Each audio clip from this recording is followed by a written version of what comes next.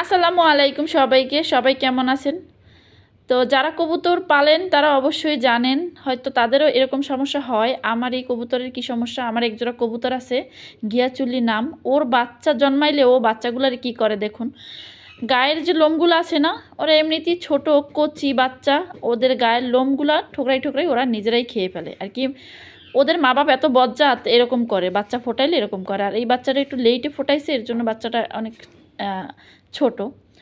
তো ওই বাচ্চাটাকে একদম পুরো আদা মরা বানাই ফেলছে, দেখুন কি অবস্থা। এখন আমি এটাকে নিয়ে যাব, এই যে পেটেও খাবার নাই, একদম ওকে খাওয়ায়ও নাই, কিন্তু ওর এখনও যে জীবিত আছে সেটাই বেশি। তো এটাকে আমি নিয়ে যাব, এখন নিয়ে এটাকে আমি ভাত খাওয়াবো, যেহেতু অনেক ছোট। ওকে যদি ওর খাবার খাওয়াই তাহলে হয়তো গলায় বাজতে পারে, মারাও যাইতে পারে। তার জন্য আমি ওকে কিছু ভাত খাইয়ে দেবো। যে দেখুন কিছু খাওয়াইছি, এর জন্য খাওয়ার জন্য কেমন করতেছে। ওর পেটে অনেক ক্ষুধা, অনেক।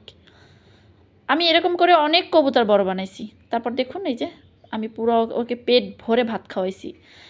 তারপরে এখন ওকে কিছুক্ষণ রোদে রাখবো, তারপরে ওর মার কাছে দিব।